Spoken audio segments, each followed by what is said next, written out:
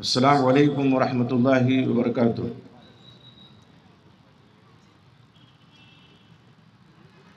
ان الحمد للہ نحمده ونستعینه ونستغفره ونعوذ باللہ من شرور انفسنا ومن سیئات اعمالنا من يهده الله فلا مضل له ومن يضلل فلا هادي له واشهد ان لا اله الا الله وحده لا شريك له واشهد ان محمدا عبده ورسوله. أما بعد فإن خير الحديث كتاب الله وخير الهدي هدي محمد صلى الله عليه وسلم وشر الأمور محدثاتها وكل محدثة بدعة وكل بدعة ضلالة وكل ضلالة في النار. فأعوذ بالله السميع العليم من الشيطان الرجيم. بسم الله الرحمن الرحيم. للرجال نصيب مما ترك الوالدان والأقربون وللنساء نصيب مما ترك الوالدان والأقربون مما قل منه أو كثر نصيبا مفروضا. وقال عز من قائل أعوذ بالله من الشيطان الرجيم. لينفق ذو سعة من سعته ومن قدر عليه رزقه فلينفق مما آتاه الله. اللہ رب العزت کی تعریف و توصیف اور امام الانبیاء سید الاولین والآخرین امام آدم محمد رسول اللہ صلی اللہ علیہ وسلم پر بے شمار درود و سلام کے بعد دور و نزدیک سے تشریف لائے مہمانان گرامی قدر، اسٹیج پہ تشریف فرما معزز اور بہت ہی مؤقر علماء کرام، خواتین اسلام، یہ اصلاح معاشرہ کے عنوان سے ہماری ضلعی جمعیت اہل حدیث لکھنؤ نے جس کانفرنس کا انعقاد کیا ہے، وقت کا اہم تقاضا ہے اور میں جمعیت کی تمام کارکنان اور اراکین بشمول امیر و ناظم اور تمام عہدیداران کا صمیم قلب سے شکریہ ادا کرتا ہوں، ان کو مبارکباد پیش کرتا ہوں۔ دیکھیے، اس وقت معاشرہ ہمارا جس طرح سے سسک رہا ہے اور ایک سماج میں رہ کر کے جس طرح اخلاقی قدریں پامال ہو رہی ہیں، ایک دوسرے کے حقوق کو آدمی پامال کر رہا ہے، وہ ہم سب کے لیے بہت بڑا المیہ ہے۔ وہ دین اسلام جس کی اساس و بنیاد توحید پہ، اور ابھی توحید کے ہی عنوان سے آپ نے خطاب سماعت فرمایا ناظم اجلاس سے، آپ دیکھیں کہ اساس توحید ہے، لیکن معاشرہ جو تشکیل پاتا ہے توحید کے بعد اللہ کا حق ہم نے ادا کر لیا، موحد ہوئے، عبادات ادا کر رہے ہیں، تو اس کے بعد حقوق العباد کا مرحلہ آتا ہے، اور یہ بڑا وسیع موضوع ہے، لیکن میں بس چند منٹوں میں کچھ باتیں عرض کرنا چاہتا ہوں اس موضوع کے حوالے سے جو اس معاشرے کا بڑا سلگتا ہوا موضوع ہے اور جس کا احساس بہت کم لوگوں کو ہے۔ ہم خراج عقیدت پیش کرتے ہیں اپنے ان اسلاف کرام کی خدمات میں جنہوں نے توحید کا علم بلند کیا، توحید و سنت کی دعوت سے سماج اور معاشرے کو آراستہ کیا، بدعت و خرافات سے دور رکھنے کی کوششیں اور کاوشیں فرمائیں۔ ان تمام کاوشوں میں ایک پہلو ہمیشہ سے تشنا رہا اور جس کا احساس اب بہت ہی زیادہ شد و مت سے ہو رہا ہے، وہ پہلو یہ ہے کہ ہم اللہ سے جڑ گئے، رسول اللہ صلی اللہ علیہ وسلم سے جڑ گئے، نمازوں کا اہتمام کرنے لگے، لیکن حقوق کے معاملے میں کوتاہیاں حد سے زیادہ ہیں، حد سے زیادہ ناقابل بیان کوتاہیاں ہیں، چاہے وہ والدین کے حقوق ہوں، چاہے اولاد کے حقوق ہوں، میاں بیوی کے حقوق ہوں۔ حقوق کا معاملہ ایسا ہے کہ اللہ رب العزت نے فرمایا ان اللہ لا یغفر یشرک بہ ویغفر ما دون ذلک لمن یشاء، کہ اللہ مشرک کو نہیں بخشیں گے، باقی جس کو چاہے بخش دے۔ مطلب کیا ہے کہ اگر اللہ کی جناب میں کسی نے شرک کیا ہے، توحید میں بٹا لگایا ہے، تو اس کی بخشش نہیں ہو سکتی۔ ہاں اگر کچھ کوتاہی اعمال میں ہوئی ہے تو ہو سکتا ہے اللہ اپنے فضل و کرم سے بخش دے، ہو سکتا ہے۔ یقین کبھی نہیں کرنا چاہیے۔ بعض لوگ جب موحد ہو جاتے ہیں اللہ کے فضل و کرم سے تو کہتے ہیں اب تو توحید پہ آ گئے، اب نماز کی کیا ضرورت، جماعت کی کیا ضرورت، ہم تو موحد ہیں۔ اور اللہ کے نبی محمد رسول اللہ صلی اللہ علیہ وسلم نے فرمایا ہے کہ جس نے لا الہ الا اللہ صدق دل سے کہہ دیا وہ جنت میں داخل ہوگا، تو جنت تو ہمارے لیے الاٹ ہو گئی، سوائے خوش فہمی کے اور کچھ نہیں ہے۔ یک گونا اللہ کا حق ادا کیا موحد بن کر کے، نمازوں کا اہتمام نہیں، روزوں کا اہتمام نہیں، دیگر عبادات و ارکان کا اہتمام نہیں، اور ساتھ میں بندوں کے حقوق کی پامالی ساتھ ہے۔ اور آج ہم دیکھتے ہیں جو تشنا پہلو ہے وہ کیا ہے، یہ شادی بیاہ کا سیزن چل رہا ہے۔ شادی بیاہ میں اسراف و تبذیر کس طرح لوگ کرتے ہیں، فضول خرچیاں کرتے ہیں۔ ابھی کسی سے آپ پوچھیں کیا آپ شیطان کے بھائی ہیں تو ہزاروں سلباتیں آپ کو سنائے گا۔ ہمت کیسے آپ کی ہوئی کہ مجھے آپ شیطان کا بھائی کہہ رہے ہیں، کیوں آپ مجھے شیطان کا بھائی کہہ رہے ہیں، کہاں سے میں آپ کو شیطان کا بھائی نظر آ رہا ہوں؟ داڑھی ہے ماشاءاللہ چہرے پہ، ٹوپی بھی ہے سر پہ، اور اسلامی لباس وضع قطع بھی ہے، مسجد میں بھی حاضر ہوتا ہوں، آپ نے کیسے کہہ دیا کہ میں شیطان کا بھائی ہوں؟ اور آپ جب کہیں کہ بھئی میں تو نہیں کہتا، اللہ رب العزت نے فرمایا ہے ان المبذرین کانوا اخوان الشیاطین، یہ جو فضول خرچی کرنے والے ہیں یہ شیطان کے بھائی ہیں۔ شیطان کے بھائی آپ ہیں، یہ اللہ فرما رہا ہے، میں نہیں کہہ رہا، میں تو آپ تک اللہ رب العزت کا فرمان پہنچا رہا ہوں۔ آدمی خاموش ہوگا کہ نہیں ہوگا؟ اگر واقعی سینے میں جو دھڑکتا ہوا دل ہے اس کے کسی گوشے میں ایمان کی رمق باقی ہے تو آپ دیکھیں فضول خرچیاں کتنی ہوتی ہیں۔ ایک اہم گوشہ جو تشنا ہے بلکہ وہ فریضہ ہے، ان رسم و رواج کے نیچے وہ فریضہ دب چکا ہے، اور وہ ہے میراث، وراثت کا مسئلہ۔ بڑا سنگین مسئلہ ہے۔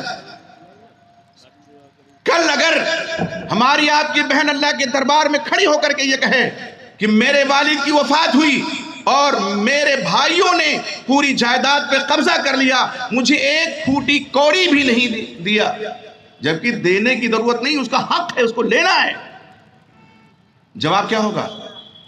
یہ ساری نیکیاں دھری کی دھری رہ جائیں گی۔ آپ وہ حدیث یاد کیجئے، صحیح مسلم کی روایت ہے، اللہ کے نبی محمد رسول اللہ صلی اللہ علیہ وسلم نے، اور بڑا پیارا اسلوب آپ صلی اللہ علیہ وسلم کا ہوتا تھا، کسی اہم مسئلے کو دل و دماغ میں بٹھانے کے لیے آپ سوالیہ انداز اپناتے تھے۔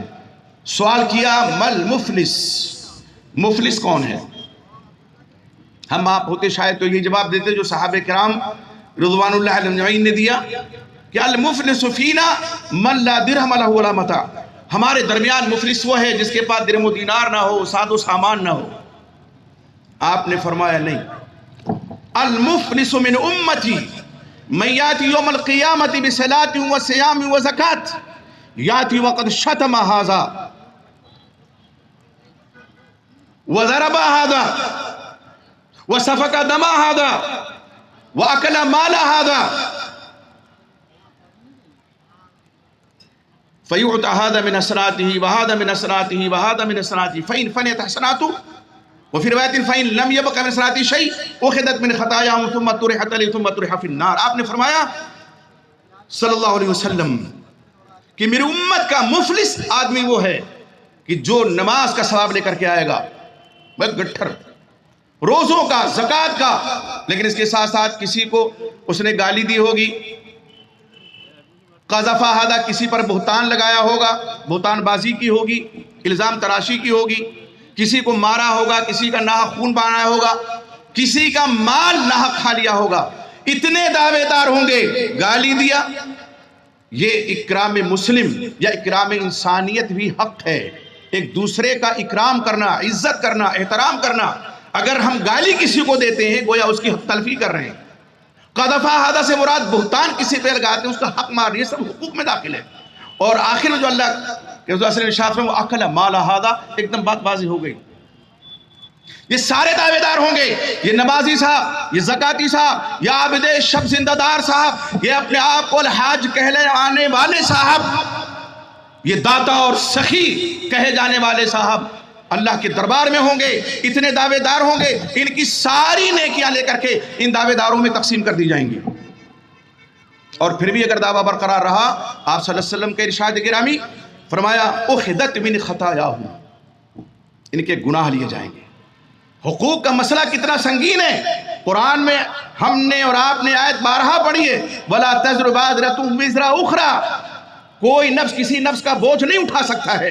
لیکن حقوق کا مسئلہ یہ ہے کہ یہاں اگر حق تلفی کی ہے، مال کھایا ہے، تو نیکیوں کو بدلے میں دینا ہوگا، اور نیکیوں کے علاوہ اور کچھ ہوگا بھی تو نہیں، ساز و سامان تو نہیں، دین و دینار تو نہیں قیامت میں. فرمایا ان کے گناہ لیے جائیں گے، پھر اس نمازی پہ، زکاتی پہ، اس روزے دار پہ ڈالے جائیں گے، ثم طرح فی النار، پھر اس کو جہنم میں ڈھکیل دیا جائے. اتنا سنگین مسئلہ ہے. لوگ سمجھتے نہیں ہیں، کہتے ہیں جہیز تو دے دیا بیٹی کو، اور کتنے باپ ہیں جو اپنی زندگی میں ایسا ماحول گھر کا بنا دیتے ہیں کہ ان کے بعد بیٹے ہی ساری جائیداد پہ قابض ہو جائیں. کہا جہیز تو دے دیا. یہ جہیز جو ایک لعنت ہے، ایک فریضے کی جگہ یہ لعنت لے سکتی ہے. قرآن میں اللہ تعالیٰ سورہ نساء میں فرماتے ہیں للرجال نصیب مما ترک الوالدان والاقربون، مردوں کے لیے حصہ ہے جو کچھ والدین نے چھوڑا ہے اس سے، اور جو اقربا نے چھوڑا ہے اس سے. اور ساتھ فرمایا وللنساء نصیب مما ترک الوالدان والاقربون، اور عورتوں کے لیے بھی حصہ ہے جو کچھ والدین نے اور اقربا نے چھوڑا ہے. مما قل منہ او کثر، کم ہو یا زیادہ حق ہو، نصیب مفروضہ، یہ متعین حصہ ہے اللہ رب العزت کی طرف سے. ہمارا اور آپ کا متعین کردہ نہیں ہے کہ ہم اس میں کمی اور زیادتی کر دیں. سورہ نساء پڑھیے، سورہ نساء میں بڑی تفصیل کے ساتھ حقوق کا بیان کیا ہے. میراث کا ذکر اللہ رب العزت نے کیا ہے. چند ہی ایسے مسائل ہیں کہ جن کا تفصیلی ذکر قرآن مجید میں موجود ہے، اور انہی مسائل سے آج ہمارے ہاں بر صغیر کہ مسلمانوں کی اکثریت غفلت کا شکار ہے. ان میں ایک میراث کا مسئلہ بھی ہے. کہتے ہیں جہیز دے دیا، بارات کر و فر کے ساتھ آئی، لگتا ہے لٹیرے پہنچے ہوئے ہیں، کہیں ڈاکہ زنی کرنا ہے، ان کو ڈاکہ ڈالنا ہے انہیں. یہ جو جہیز کے نام پہ ڈیمانڈ کی جاتی ہے، ابھی میں راستے میں تھا، تمہارے بیٹے فرید اور تقی بھی تھے ساتھ میں، انہوں نے مجھے بتایا کہ ایک مدنی صاحب، جی مدنی صاحب، آدمی جب بڑا ہو جاتا ہے تو سوچتا ہے کہ تو بڑی ڈیمانڈ بھی ہماری ہونی چاہیے. 8 لاکھ روپیہ جہیز میں لیا انہوں نے، 8 لاکھ. حالانکہ آج کے ماحول میں بہت سے لوگ 8 لاکھ کی کیا اہمیت ہے، لیکن ان سے پوچھیے جو نان شبینہ کے بھی محتاج ہیں، جو ایک وقت کھاتے ہیں پھر دوسرے وقت کا انتظار کرتے ہیں کہ مزدوری ملے تو پھر چولہا جلے، ان سے آپ پوچھیے پیسوں کی اہمیت. انہوں نے 8 لاکھ، وہ تو ایک مثال میں نے دی ہے عالم دین کی، ورنہ عوام میں جائیں گے آپ یہاں سے لے کر کے آپ چلے جائیے چوک تک، آپ کو 20 شادی حال ملیں گے، اور جتنے شادی حال ہیں ان سے زیادہ اسپتال ہیں. اور تعجب کی بات ہے، میں نے جائزہ لیا تو بہت سے شادی حال ایسے ہیں جو اسپتال ہی کے بغل میں ہیں. ادھر کھاؤ ادھر بل ادا کرو، یہی ہو رہا ہے. پیسہ ضائع ہو رہا ہے. نان نفقے کا ذمہ دار کس کو بنایا؟ اللہ رب العزت نے مرد کو. فرمایا الرجال قوامون علی النساء، مرد یہ نگراں ہیں، حاکم ہیں عورتوں پہ. بعد دفعہ عورتیں علم بغاوت بلند کر دیتی ہیں کہ ہم اور یہ تو برابر ہیں، پھر حاکم کیسے؟ اللہ نے اس کی وجہ بیان فرمائی. ایک تو اللہ نے جو فضیلت فطری طور پہ عطا کی ہے، بما فضل اللہ بعضهم علی بعض، اور دوسری وجہ کیا ہے؟ وہ بما انفقوا من اموالہم، اور اس وجہ سے مردوں کا مرتبہ عورتوں سے بڑا ہے کہ وہ مال خرچ کرتے ہیں، وہ محنت کرتے ہیں، مشقت اٹھاتے ہیں، اور اس کے بعد اپنی بیوی اور بچوں کے نان نفقے کا انتظام کرتے ہیں. تو یہ وجہ ہے کہ جو اللہ نے ان کا مرتبہ یا گنا بڑھایا ہوا ہے عورتوں سے. عورتوں پر نان نفقے کی ذمہ داری نہیں، یہ مرد پر ہے. لیکن آج جہیز کے نام پہ کیا ہوتا ہے؟ بچے کو پڑھایا ہے، لکھایا ہے، ڈاکٹر بنایا ہے، انجینئر بنایا ہے، 15 لاکھ 20 لاکھ، اور اب تو لوگ 70 لاکھ روپے خرچ کرتے ہیں. شادی میں کہا بڑے دن کے بعد شادی ہوئی ہے تو ساری حسرتیں پوری ہو جائیں، کوئی حسرت بچے نہیں. اور اس میں ماشاءاللہ کر کے خواتین کا بڑا حصہ ہوتا ہے. اگر جہیز بہو نہ لائے تو اس کا اٹھنا بیٹھنا سونا جاگنا کھانا پینا ساتھ سب دشوار کر دیتی ہے کہ بھوکے ننگے کے یہاں سے آ گئی ہے، کچھ بھی تو لے کر کے نہیں آئی ہے. میرا فلاں کمرہ خالی ہے، فلاں کمرہ خالی ہے، یہاں فریج ہونا چاہیے، کولر ہونا چاہیے، یا واشنگ مشین ہونی چاہیے، یا اے سی لگنی چاہیے، دروازے پہ کار کھڑی ہونی چاہیے، کچھ لے کر کے نہیں آئی ہے. وہ ذمہ دار ہے نان نفقے کی. تمہارے بیٹے کی پرورش اس کی ذمہ داری ہے؟ قطعاً نہیں ہے. قرآن میں دیکھیے اللہ فرماتے ہیں لِيُنْفِقْ ذُو سَعَةٍ مِّن سَعَتِهِ، جو خوشحال لوگ ہیں، وسعت والے ہیں، اپنے وسعت کے مطابق وہ خرچ کریں. وَمَنْ قُدِرَ عَلَيْهِ رِزْقُهُ، اور جس کی روزی تنگ کر دی گئی ہے، یعنی بہت زیادہ خوشحالی نہیں ہے، فَلْيُنْفِقْ، اس کو بھی خرچ کرنا ہے جو کچھ اللہ نے دیا اسے، مِمَّا آتَاهُ اللَّهُ. یہ ذمہ داری نان نفقے کی شوہر کے سر ہے، بیوی کے نہیں. مرد ذمہ دار ہیں، عورت نہیں. تو جہیز دے کر کے کون سا تیر مار لیا کہ بہنوں کو یا بیٹیوں کو یا عورتوں کو میراث سے محروم کر دیا گیا؟ بتائیے مجھے کون ہیں وہ لوگ؟ آج پورا معاشرہ اسی کو لے کر کے سسک اور تڑپ رہا ہے، اور ہمارے اعمال، ہماری حرکات، ہماری نشست و برخاست کو دیکھ کر کے اغیار ہم پر تانازری کرتے ہیں کہ مسلمانوں کے ہاں، اور اسلام پر وہ تانا کشی کرتے ہیں. اسلام میں عورتوں کو بڑا مظلوم اور مقہور بنا کے رکھا گیا ہے، کوئی حق ان کو نہیں دیا گیا ہے. قرآن میں دیکھیے سورہ نساء میں اللہ رب العزت فرماتے ہیں یوصیکم اللہ فی اولادکم للذکر مثل حظ الانثیین. اللہ تعالیٰ وصیت کرتا ہے، یعنی تاکید، وصیت کہتے ہیں تاکیدی حکم کو. وصیت کا معنی کیا ہے؟ تاکیدی حکم اللہ دیتے ہیں تمہاری اولاد کے بارے میں، مذکر کو مؤنث کے مقابلے میں ڈبل، للذکر مثل حظ الانثیین. اس آیت کریمہ پہ رک کر کے ایک لمحے کے لیے غور کیجئے. اللہ رب العزت نے بیٹے کے مقابلے میں بیٹی کو جو آدھا دیا، بیٹی کے ڈبل دیا، اور مثال دی انثیٰ ہی کی، مثل حظ الانثیین. یہ بھی تو اللہ فرما سکتے تھے کہ لڑکے کو ڈبل ملے گا، انثیین نہ کہتے، لیکن اللہ نے فرمایا کہ حق ہے اس کا. اس کو لے کر کے بہت سے لوگ مستشرقین ہیں اور بھی لوگ ہیں اعتراض کرتے کہ دیکھو آدھا دیا ہے. کتنا دیا؟ آدھا دیا ہے، اور یہاں تو پورا ہڑپ کیے بیٹھے ہیں. قرآن کی آیت کو لے کر کے لوگ اعتراض اسلام پہ کرتے ہیں، جبکہ عین انصاف ہے. اللہ رب العزت نے عدل کیا ہے، انصاف کیا ہے. آئیے ذرا ایک مثال سے اس کو سمجھیں. میراث کی ایک بہت مشہور کتاب ہے، اب تو اس کا ترجمہ بھی اردو میں آ گیا ہے. اس میں ایک مثال دی علامہ صابونی رحمۃ اللہ علیہ، کتاب ہے جامعہ ام القریٰ کے پروفیسر تھے، کہ یہاں جو لڑکی کے مقابلے میں ڈبل جو لڑکے کو دیا جاتا ہے، اس کی حکمت ہے کہ لڑکا نان نفقے کا ذمہ دار ہے. مثال دی انہوں نے کہ مثلا لڑکے کی شادی ہوئی اور شادی سے پہلے اس کے والد کی جو وفات ہوئی 3000 ریال انہوں نے چھوڑا مثال کے طور پر. ایک لڑکا ایک لڑکی، تو 2000 ریال لڑکے کو ملا، 1000 ریال لڑکی کو، بیٹی کو. اتنے میں شادی جب لڑکے کی ہوئی تو اس کا مہر 2000 ریال. وہ 2000 ریال جو میراث میں اس کو ملا تھا وہ اس نے مہر کے طور پہ اپنی بیوی کو دے دیا. اور جب لڑکی کی شادی ہوئی 1000 ریال جو اس کی ملا وہ بچا ہی بچا ہے. پھر مہر میں جو اس کے شوہر نے دیا 2000 یا 3000 ریال وہ مزید اس کو مل گیا. تو کس کو زیادہ ملا، لڑکے کو کہ لڑکی کو؟ ہمارا رب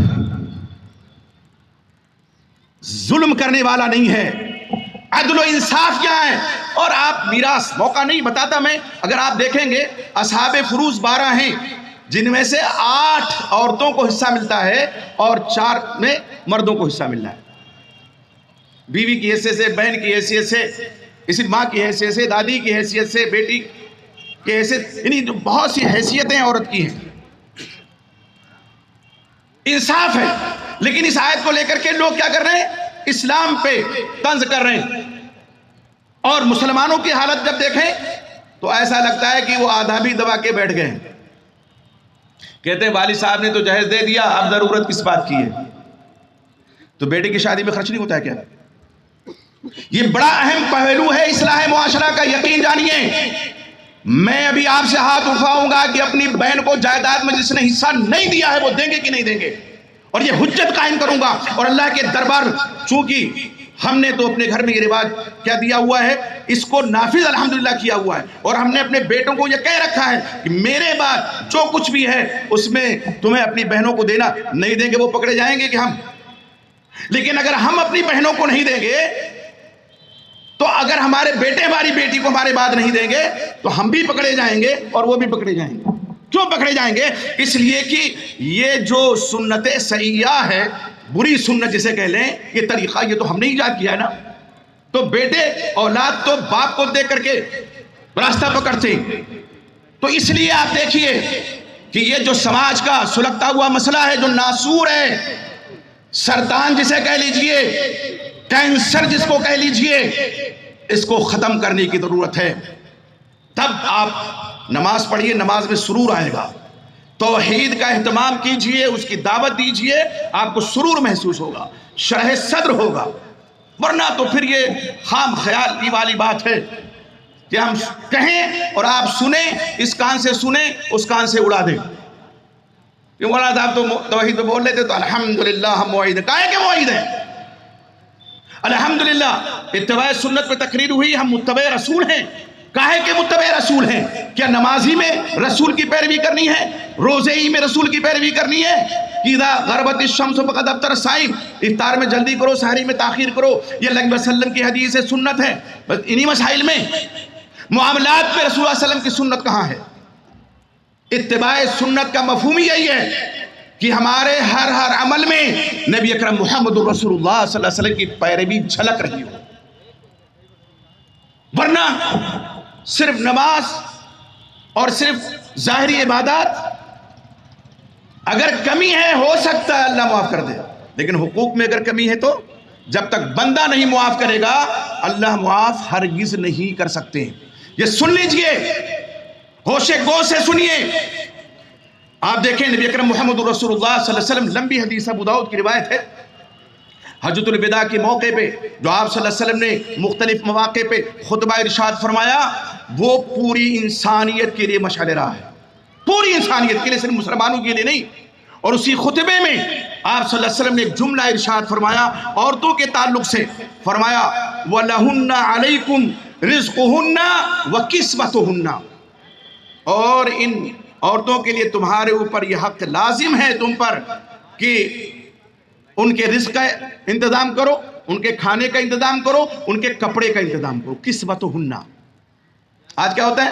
شادی ہوئی، لمبی لسٹ پکڑا دی، دولہے کو جوڑے میں یہ دینا ہے، دلہن کی ماں کو یہ دینا ہے، اور بھائیوں کو تو یہ دینا ہے، اور باپ کو یہ دینا ہے، دادا بھی الحمدللہ حیات ہیں تو ان کو بھی یہ دینا ہے، اتنا لباس دینا ہے. کیا ہے؟ آپ صلی اللہ علیہ وسلم فرماتے ہیں تمہارے اوپر لازم ہے کہ ان کے کھانے کا انتظام کرو، مردوں پر لازم ہے کہ وہ ان کے کپڑے کا انتظام کریں. اور پہلے ہی مانگ لیا لڑکی کے گھر والوں سے کہ کئی سال کے بارے نعرے ہو جائیں، کئی سال چلے لباس پہنتے رہیں، ختم ہونے کا نام نہ لے. میرے بھائی، کیا یہ شریعت پر عمل ہے؟ کیا اسی کو اتباع رسول کہتے ہیں؟ کیا یہی توحید کا تقاضا ہے؟ توحید کا تقاضا تو یہ ہے کہ ہمارے ہر عمل سے توحید جھلکنی چاہیے. صرف لا الہ الا اللہ کہہ دینا کافی نہیں ہے. زبان سے کہہ بھی دیا لا الہ تو کیا حاصل، دل و نظر جو مسلمان نہیں تو کچھ بھی نہیں. شاعر مشرق اللہ اقبال بہت پہلے کہہ گئے ہیں اور انہوں نے ترجمانی کی ہے. اللہ کے نبی محمد صلی اللہ علیہ وسلم نے کیا فرمایا؟ من قال لا الہ الا اللہ صدقا من قلبہ، جس نے سچے دل سے لا الہ الا اللہ کہا دخل الجنہ، وہ جنت میں داخل ہوگا. تو سچے دل سے کون کہتا ہے؟ یہ تو جب عمل کی باری آتی ہے تو سمجھ میں آتا ہے کہ جو کچھ ہم نے کلمہ پڑھا ہوا ہے ہم اس کی تصدیق کے طور پر عمل بھی اس کے مطابق کر رہے ہیں کہ نہیں کر رہے ہیں.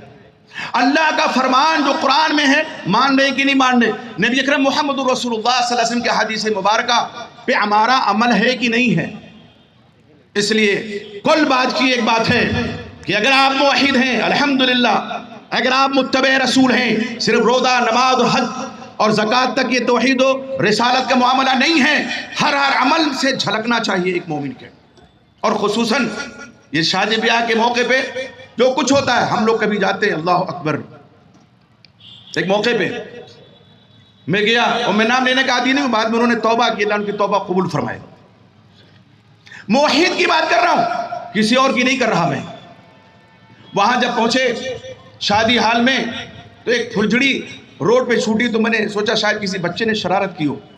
بعد میں ایسا لگا کہ پٹاخوں کی دکان کھل گئی ہے۔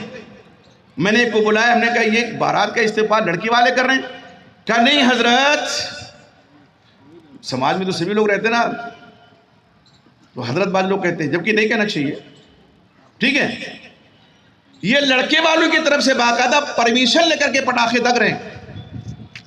میرے بیٹے فرید تھے، فریدی، ان سے کہا کہ گاڑی سٹارٹ کرو، ہم نکاح نہیں پڑھائیں گے۔ بھول بھلیا پہنچا، ہمارے سمیر بھائی اگر ہوں گے تو سن رہے ہوں گے، انہیں جو فون کیا، مولانا کہاں چلے گئے؟ ہم نے کہا بھائی وہ تو محفل ہوتی ہے بڑی مقدس، نکاح جب آدمی پڑھتا ہے تو خطبہ پڑھتا ہے، اس میں قرآن مجید کی آیات پڑھتا ہے، اور ہم لوگ ترجمہ و تشریح بھی قرآن کی آیات کے معنی کا کرتے ہیں، مطلب بتاتے ہیں، رحمت کے فرشتوں کا نزول ہوتا ہے اسی مجلس میں، اور یہاں تو شیطان بلایا جا رہا ہے، تو میں تو نہیں پڑھا سکتا، کسی سے پڑھوا لیں۔ کہا آپ آئیے واپس، ہم بھی آپ کے ساتھ جائیں گے۔ میں نے کہا اس شرط پر واپس میں آؤں گا کہ آپ لوگ بھی اس مجلس سے اٹھ کر کے آئیں۔ کہا آپ آئیے، پھر وہ بھی اٹھ کر کے آ گئے۔ لڑکے کے والد بڑے نادم ہوئے، مجھے فون کیا کہ مولانا ولی میں ضرور آئیے گا، مجھے معاف کیجئے، غلطی ہوئی۔ میں نے کہا مجھ سے نہیں، رب سے معافی مانگیے، آپ مجھ سے نہ معافی مانگیے۔ اور دیکھیے اللہ رب العزت نے کتنی توفیق ان کو بخشی، کتنا فضل فرمایا۔ بعد میں 2 بیٹوں کا نکاح میں نے ہی چھپر والی مسجد ان کے پڑھایا مسجد میں۔ حالانکہ مسجد میں نکاح پڑھانا کوئی سنت نہیں ہے، بعض لوگ کہتے ہیں سنت ہے، لیکن سادگی کے ساتھ نکاح ہوا۔ اللہ کے وسلم کیا فرماتے ہیں؟ ان اعظم النکاح برکتن، صحیح بخاری کی روایت ہے، سب سے بابرکت نکاح وہ ہے جس میں کم خرچ ہو۔ ڈیکوریشن کے نام پہ لاکھوں لوگ خرچ کر دیتے ہیں، جن میں 10 شادیاں ہو جائیں۔ کہاں ہیں ہم؟ حق دینے کی بات آتی ہے تب تو ہم بہانے تلاش کرتے ہیں کہ اب جہیز میں دے دیا تو اب کیا رہ گیا، جبکہ بیٹے کی شادی میں کیلکولیٹ آپ کریں گے تو بسا اوقات بیٹیوں کی شادی سے زیادہ اخراجات ہوتے ہیں۔ آپ اگر بیٹی کو جہیز کے نام پہ جو کچھ دیتے ہیں تو کیا کرتے ہیں، اس کے زیور میں کمی کر دیتے ہیں، اور چیزوں میں کمی کر دیتے ہیں۔ لیکن جب لڑکے کی شادی کرتے ہیں تو کبھی تو ایسا ہوتا ہے کہ لڑکی والے کہتے ہیں، ڈیمانڈ کرتے ہیں 15 تولہ سونے کا زیور ہونا چاہیے، 20 تولہ ہونا چاہیے، راضی ہو گئے۔ یہاں 2-4 تولہ بھی بیٹی کو نہیں دیا، وہاں 20 تولہ دے رہے ہیں بہو کو۔ ایک تو یہ کی ڈیمانڈ ہے لڑکی والوں کی، دوسری ہے کہ آنا تو اپنے ہی پاس ہے۔ پھر اگر خرچ کرتے ہیں کہ بارات، جس کا کوئی تصور اسلام میں قطعا نہیں ہے، اس پہ تو ولیمے پہ کتنا خرچ ہوتا ہے بیٹے کے، جو کہ واجب ہے، جو کرنا چاہیے۔ تو اگر آپ کیلکولیٹ کرنے بیٹھیں گے تو بسا اوقات لڑکے کی شادی پہ لڑکی سے زیادہ خرچ آتا ہے، تو لڑکا کیوں نہیں محروم ہوتا ہے، وہ کیوں نہیں محروم کیا جاتا؟ ایک مسئلہ کئی سال پہلے میرے سامنے آیا، اور میں نام لینے کا عادی نہیں ہوں تمام مسائل میں، لیکن بہن کے بھائی نے جو ہم نے کہا الحمدللہ اس عمل کی، اللہ تعالیٰ اس کو جزائے خیر عطا فرمائے۔ ایک صاحب تھے، ایک لڑکا اور ایک لڑکی، 2 لڑکیاں، زندگی میں بلائے اپنی بیٹیوں کو، کہتے کھاتے پیتے گھر میں شادی کر دیے، کب تک وہ گھرانہ کھاتا پیتا رہے گا؟ اللہ روزی تنگ کر دیں پھر میں بڑا تنگ دستی ہے۔ کہا دیکھو بیٹیوں، میں نے تمہاری شادی کھاتے پیتے گھرانے میں کی، تمہارا ایک ہی بھائی ہے، میں چاہتا ہوں میری زندگی میں جو تمہارا حق ہے، یہ کاغذ ہے، اس پہ دستخط کر دو، اپنے بھائی کو دے دو۔ کس کو دے دو؟ اپنے بھائی کو دے دو۔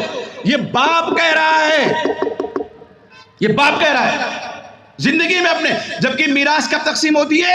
مرنے کے بعد۔ اگر زندگی میں کوئی اپنی اولاد کے درمیان تقسیم کرنا چاہتا ہے تو لڑکا ہو یا لڑکی ہو برابری کرنا چاہیے اس کو۔ حضرت نعمان بن بشیر رضی اللہ عنہ خود راوی ہیں، وہ کہتے ہیں میرے والد بشیر رضی اللہ عنہ آپ صلی اللہ علیہ وسلم کی خدمت اقدس میں آئے، میری والدہ نے بھیجا تھا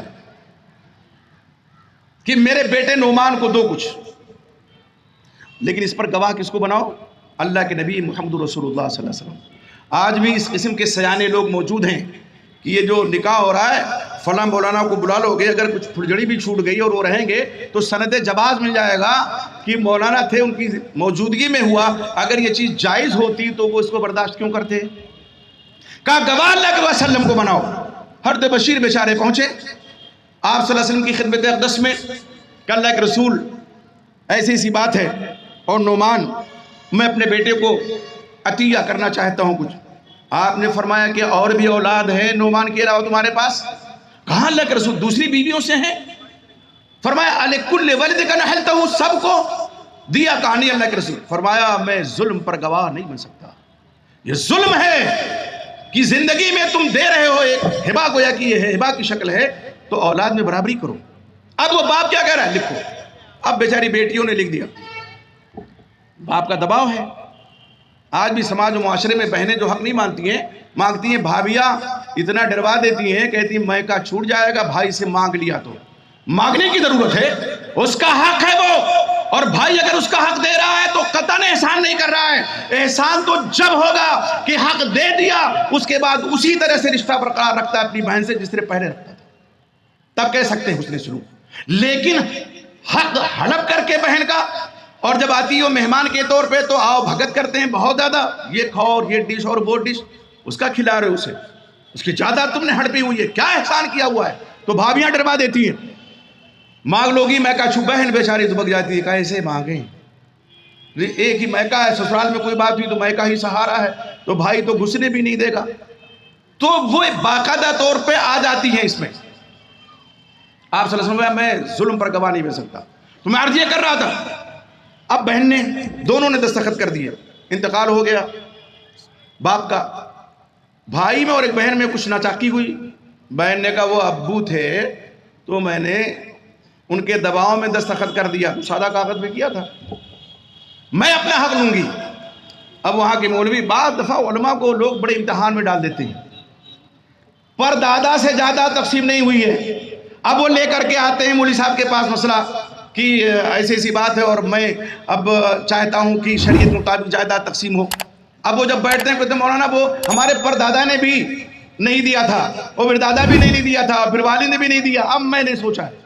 وہ بیچارے پھر کیلکولیٹ کرنے بیٹھتے ہیں، مسئلہ حل ہوتا ہے۔ کوئی ایسا مسئلہ نہیں ہے میراث کا جو علماء اللہ کی توفیق سے حل نہ کریں۔ میں سب کی بات نہیں کر رہا ہوں، سورہ نساء پڑھیے، میراث کی کتابیں پڑھیے، تو اس میں ساری چیزیں موجود ہیں، تفصیل کے ساتھ موجود ہیں۔ اب آپ یہ دیکھیے، میرے پاس فون آیا، ہم نے کہا باپ نے ظلم کیا تھا، اور باپ کی نجات اسی وقت ہو سکتی ہے جب تک بیٹا جو ہے باپ کا، وہ اس کی بیٹی، باپ کی بیٹی نے اپنی بہن کو حصہ نہیں دے گا۔ وہ ظالمانہ فیصلہ تھا، اس کا حق مارا، اس کو کوئی حق نہیں ہے۔ اور اسی طرح سے بعض لوگ کیا کہتے ہیں، بیٹے ہیں کئی ایک باپ سے مطالبہ کرتے ہیں کہ بٹوارا کر دو، مجھے میرا حق دے دو۔ تیرا کیا حق ہے؟ کیا حق ہے؟ جب تک باپ زندہ ہے اولاد کا کوئی حق نہیں ہے باپ کی جائیداد میں، کوئی سوال ہی نہیں ہے۔ تو میرے بھائی عقل کے ناخن لینے کی ضرورت ہے۔ آپ سمجھیں، آپ یہاں آئے ہیں تو آپ ایک یہ درس شریعت کا لے کر کے جائیے کہ اگر آپ کے پاس بہن ہے تو دیجئے، اور اگر بہن نہیں ہے تو اپنی اولاد سے کہہ کے جائیے۔ جب تک یہ نہیں ہوگا، جانتے ہیں توحید کی پاداش میں انشاءاللہ جنت میں تو ضرور جائیں گے، لیکن جلنے کے بعد برسہ برس، ایک دن 50,000 سال کے برابر ہوگا، اور ایک ہی دن اگر ڈال دیا گیا تو کیا حال ہوگا؟ لوگ کہتے ہیں اب تو موحد ہو گئے، الحمدللہ جنت الاٹ ہو گئی۔ ایسے جنت ملے گی؟ کالے ہو کر کے، جل کے راکھ ہو کر کے، کوئلہ ہو کر کے نکالے جاؤ۔ پہلے والے میں جنت کے ہم کیوں حقدار نہ اپنے آپ کو بنا لیں اللہ رب العزت کے فضل و کرم سے؟ تو یہ جو مسئلہ ہے بڑا سلگتا ہوا مسئلہ ہے، اور مجھے بتائیے کہ کون ہے جو میراث کے مسائل کو سمجھنے کی بھی کوشش کرے گا اور حقداروں کو خصوصاً بہن کو جائیداد میں حق دے گا؟ کون ہے؟ آپ ہاتھ اٹھائیے جو دینا چاہتے ہیں، میں گواہ رہوں گا اللہ کے نزدیک، اللہ کے پاس، اور میں یہ کہوں گا کہ اللہ میں نے تیری بات، تیرے رسول کی بات لوگوں تک پہنچائی تھی، اور کچھ لوگوں نے ہاتھ اٹھایا تھا، کچھ لوگوں نے نہیں اٹھایا تھا۔ ہم خوش فہمی میں رہ سکتے ہیں کہ ہو سکتا ہے جن لوگوں نے نہیں اٹھایا ان کے پاس بہن نہ ہو، لیکن وعدہ کرنے میں کیا جاتا ہے؟ آپ کے پاس نہیں ہے، آپ کی بیٹی تو ہوگی، کیا آپ چاہتے ہیں کہ آپ کی بیٹی کو آپ کے بیٹے جائیداد سے آپ کی محروم کر دیں؟ اور یقین جانیے، بیٹیاں جتنا باپ سے قریب ہوتی ہیں بیٹے اتنے قریب نہیں ہوتے، ایک فطری بات ہے۔ ابھی ماں میں اور باپ میں کچھ کہا سنی ہو جائے تو بیٹیاں کیا کہتی ہیں؟ امی مان جائیے، ابو صحیح کہہ رہے ہیں، ایک دم فطری بات ہے۔ ہمیشہ کس کا پچھ لیتی ہیں بیٹیاں؟ اپنے باپ کا۔ اور بیٹے کی شادی ہو گئی، بہو آ گئی اگر نک چڑھی تو کہے گی ہم خدمت نہیں کریں ساسور کی، الگ رہو لے کر کے، اور وہ حضرت مان گئے۔ بیٹے کب تک سر؟ بیٹیاں ہمیشہ دو، اور انہی بیٹیوں کو جائیداد سے محروم کرنے کا ماحول ہم بناتے ہیں۔ ظاہر ہمارے بعد جائیداد تقسیم ہوگی، لیکن ماحول کس نے بنایا؟ ہم نے بنایا، آپ نے بنایا۔ اس لیے میرے بھائیوں، اور یہ سنیں خواتین اسلام بھی، ان کے ذریعے سے بہت سے رسم و رواج کو شہ ملتی ہے۔ شادی ہو، بارات ہو، جہیز ہو، مرد کبھی طے کر لیتے ہیں، عورتوں کو نہیں بتاتے ہیں، پھر ستائی جاتی ہے عورت کے ذریعہ سے۔ بانسواڑہ راجستھان میں ایک جگہ ہے، اور ابھی وہاں میرے خیال سے جنوری کے مہینے میں ہمارے اعجاز بھائی اللہ ان کو توفیق دی، وہ توحید کے راستے پر آئے۔ ان کی بیٹی کا نکاح میں نے پڑھایا، ٹرین میری چھوٹ گئی، کہا چاہے ہوائی جہاز سے آئی لیکن نکاح بھی کو بڑھانا ہے۔ اس کی وجہ کیا تھی؟ پہلے جب وہ ادھر تھے تو آلہ سے نیچے نہیں اترتے تھے، اگر کوئی حضرت کا نام لے لیتا تو ناراض ہو جاتے کہ یہ کیا آلہ کہتے ہوئے زبان کس رہی ہے۔ آپ دیکھیے وہاں ہم پہنچے، کتاب انہوں نے لکھی، کتاب کا 4 ورقی رسالہ، پیغام حق کے نام سے ادھر سے چیلنج ہو گیا، پیغام ہدایت کے نام سے 200 صفحے زیادہ میری کتاب الحمدللہ موجود ہے، آج تک اس کا جواب نہیں آیا ہے۔ انہوں نے اس لیے بلایا مجھے، ابھی جنوری میں بھی کچھ مباحثہ ہونا ہے، تو میں نے کبھی فون سے کہا نہیں، یہاں آئیں گے تب ہوگا۔ اللہ ان کو توفیق بخشی۔ اور وہاں کیا تھا؟ حرام کر دیا لوگوں نے، بس یہ بات بیان کر کے ختم کروں میں، حرام کر دیا کہ لڑکی کے گھر کھانا پینا حرام ہے، یعنی افراط و تفریط ہے نا۔ بارات کا تصور نہیں ہے تو یہ بھی اسلام میں نہیں کہ لڑکی کے گھر رخصت کرانے جاؤ تو لڑکی کا باپ تمہیں پانی تک نہ پوچھے۔ 2 نکاح میں نے پڑھایا، پہنچا وہاں پہ ایک صاحب کا اور تھا، انہوں نے کہا ہمیں کھانا کھلا رہے ہیں، فون آ گیا سمدھی کا، کہہ رہے ہیں کہ دیر میں آئیے، بھی میں مہمان کو کھانا کھلا رہا ہوں، 2 لوگ ہیں۔ میں نے پوچھ لیا اعجاز بھائی یہ کون تھے؟ کہ ہمارے سمدھی ہیں، وہ آ رہے ہیں نکاح کے لیے۔ تو ہم نے کہا آپ کے مہمان نہیں؟ کہا یہاں تو فتویٰ دے دیا لوگوں نے کہ لڑکی گھر کھانا حرام ہے۔ تو باپ آ رہا ہے، بیٹا آ رہا ہے، 2-3 لوگ آ رہے ہیں، رخصت کرا کے لے جائیں گے، یہ ذمہ داری ہے کہ نہیں ہے باپ کی ضیافت کرے؟ ہاں فوج کی ضیافت نہ کرے، یہ نہیں ہے۔ تو یہ جو مسائل ہیں اس وقت سلگتے ہوئے معاشرے کے، ان پر قدغن لگانے کی ضرورت ہے، ان پر بند لگائیے۔ اور ایک آدمی اگر اپنے آپ میں یہ سوچ لے کہ مجھے نہ جہیز لینا ہے، نہ بارات کا کوئی تصور رکھنا ہے، اور اپنی بہنوں کو جائیداد میں ہم حق دیں گے۔ جائیداد کم نہیں ہوتی ہے، ہمارے دادا رحمۃ اللہ علیہ کا انتقال ہوا، ہم نے پھوپھی کو دیا اپنے والد صاحب اور ہمارے اپنے چچا وغیرہ سے کہہ کر کے، اور الحمدللہ کوئی کمی اللہ کے فضل سے نہیں، برکت وہاں سے اترتی ہے، یہاں سے نہیں اترتی ہے، اس کو خیال میں رکھیے گا۔ اور یہاں سے یہ لے کر کے جائیے گا کہ اگر آپ نے اپنی بہنوں کو، عورتوں کو، ماں ہو کہ دادی ہو، ایک شکل میں دادی بھی چھٹا حصہ پاتی اگر نہیں ہے تو مسائل ہیں، نہیں دیں گے تو اللہ کے ہاں کل آپ کو جواب دینا ہوگا۔ اللہ سے دعا ہے کہ اللہ تعالیٰ ہمیں کہنے سے زیادہ خود مجھے عمل کرنے کی توفیق عطا فرمائے، اور آپ کو بھی اس پر عمل کرنے کی توفیق عطا فرمائے۔ اللہ ہماری آپ کی حاضری یہاں قبول فرمائے، اور جب تک اس دنیا میں حیات ہیں ہم توحید پہ قائم رہیں، خاتمہ ہو تو ہم سب کے لبوں پہ اشہد ان لا الہ الا اللہ و اشہد ان محمدا عبدہ و رسولہ جاری ہو۔ آمین۔ السلام علیکم ورحمۃ اللہ۔